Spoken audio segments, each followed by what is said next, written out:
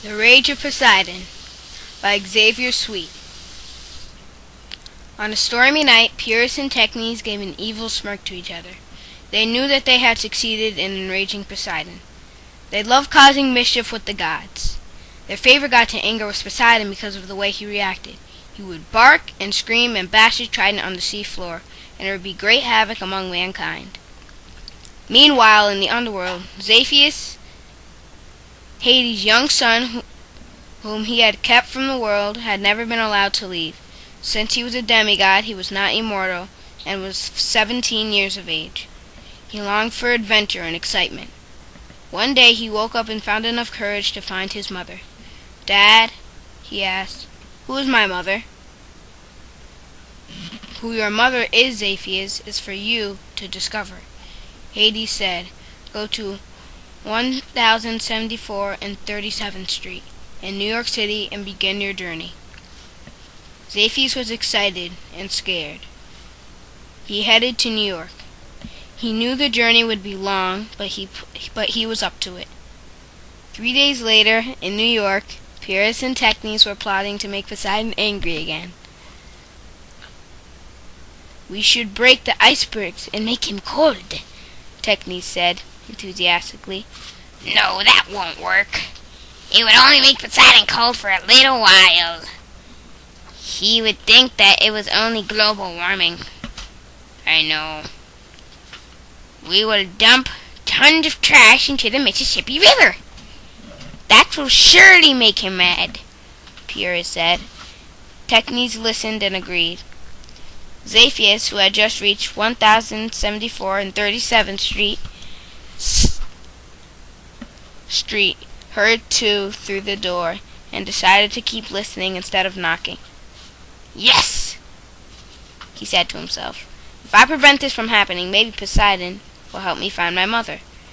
He followed Pyrrhus and Technes across the Hudson and Delaware River, over the Appalachian Mountains, through the Kentucky Ridge, across the Hudson and Delaware River, and over the Appalachian Mountains, through the state forest and to the Mississippi River. "I'm too late," he shouted. By the time he got to the river, Pyrrhus and Technes had already dumped tons of trash into the mighty Mississippi. Since it was flowing slowly, Zephyr tried to scoop it all up into his arms, but the length of the river was too long for his young body. All of the trash fell back into the water and flowed down the stream. When Poseidon realized that his wonderful river had been polluted, he barked and screamed and bashed his trident on the seafloor. All of a sudden, the river water started to rise, higher and higher. It overflowed and flooded all of the towns and cities along its banks. Thousands of people died, and the millions of homes and buildings were destroyed.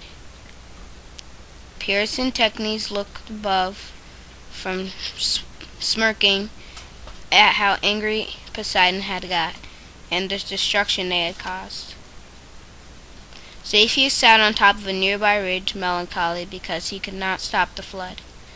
"I will never find my mother," he said. He sat for hours and hours. As he was sitting, he heard familiar voices and realized it was Pyrrhus and Technes planning another joke on Poseidon. "That was great! Poseidon got so mad. Did you see that flood? It was awesome," said Technes. "Yes, it was. I have one more idea that tops that one.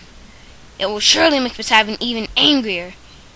He will bark and scream and bash his trident on the seafloor and cause a tsunami to occur that will destroy all of California."